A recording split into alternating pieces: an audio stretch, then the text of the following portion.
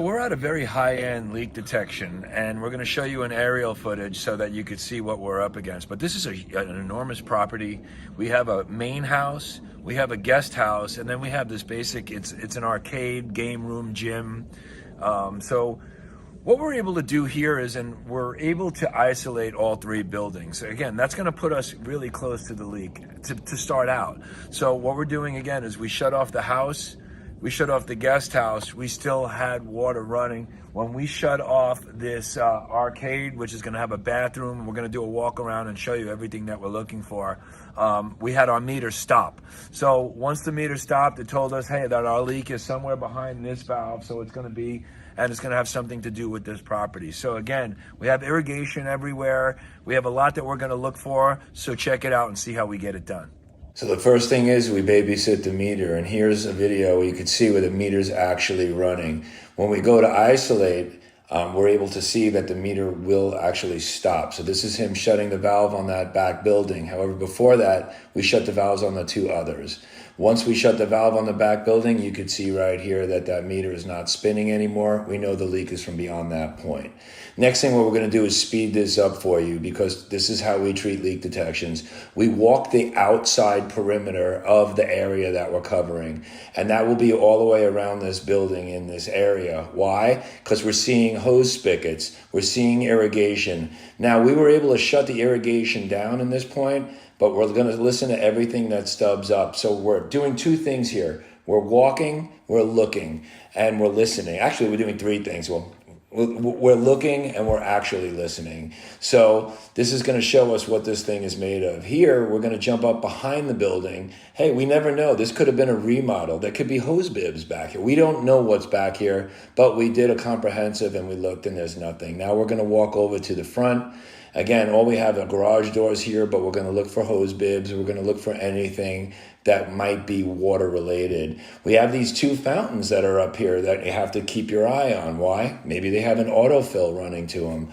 If it does, that could be what's running as far as water and overflowing. And so just take a look. In this case, we didn't have any issues with that. Now we're going to enter the building. This is the meat and potatoes of the leak detection.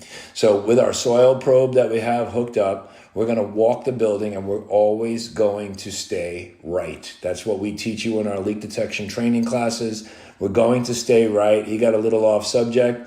We're going to go through another room, and we're going to stay right. We know on the front of these buildings, but we're going to look in between all this stuff. We're going to look underneath.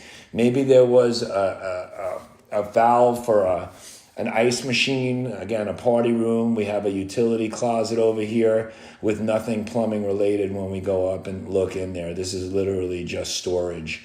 But we're going to keep walking. We did notice that we had a vending machine that we're going to be walking up to, but we don't know if there was another vending machine that was in there in the past that might have had water. It might have had a water filter. It might have had something to do with water. That's what we're actually looking for. So we're going to keep working our way around, looking and checking for absolutely anything, which is going to bring us back into the gym room, which was the next. So that was the arcade. This is the actual gym. We're going to look, again, a lot of these gyms could have a water cooler that was pre-run with PEX pipe. We're not seeing that here, but what we do see here is we're coming up on the bathroom. So when we come into the bathroom, we're going to see what this bathroom is made of. So we have a hot and cold. We have an instant hot water hookup, which makes water for this sink. This is the only thing that provides hot water to this structure. So we're going to touch our valves, and we're going to listen to what we have going on with this. And in this case, we're starting to hear a little bit of something as far as running water is concerned. But when we come down over here on this angle stop, this is what we're going to touch. And when we do so, this is where our leak is. We're hearing water running. It's just the sound of, it's more of a jet stream type sound. So now we're going to back ourselves up. But before we do, we're going to finish walking until we get to the point of entry. If you do this, you won't miss things. You won't miss anything. So what we did was we walked the perimeter. Now we know what's making this building tick. We know where the plumbing's coming in. We have a bathroom. We heard a leak underneath the angle stop by the toilet. So what we like to normally do is say, hey, it's right under there because it's screaming. But no, we're not 100% sure that it's right under there. The plumbing is literally going right in by that bathroom. However, the next step we're gonna do is we're gonna take our air compressor with water, we're gonna hook it up, we're gonna shut down the water to this, and we're gonna blow in air, listen with our deck plate, be 100% positive when we make our call. Check it out. What we're going to do right now is take the pressure rig that comes with the plumber's kit by Leaktronics, and we're going to use our reverse hose bib right here. And what we're going to do is open up the hose bib, and that's going to allow us, and the hose bib's open in this case right now, it's going to allow us to pump just air. We have full saturation underneath here. This thing's been leaking for a while. So all we're going to do is enter air into the system, and you got to pump it up a couple of times. Why? Because we're sending air down. I always like to inject air from the lowest point. This is basically the lowest point, but it's still not going to be lower than the slab of the actual leak itself. Here we're pumping it.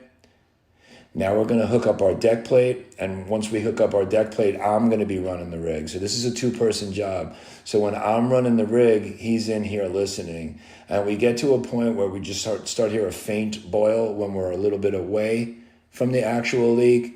But when we get over it, it's going to be really loud, and it's going to be a very different sound. It's a boil. Listen to this. So again, let's recap this leak detection.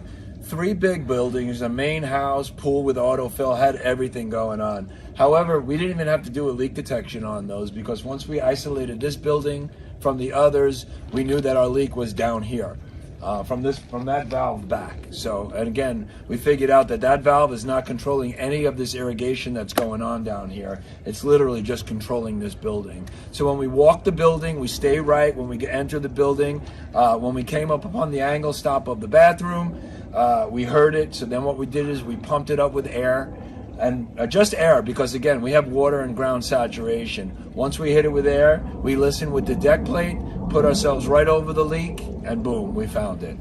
For more information, visit Leaktronics.com, and always check out our YouTube videos.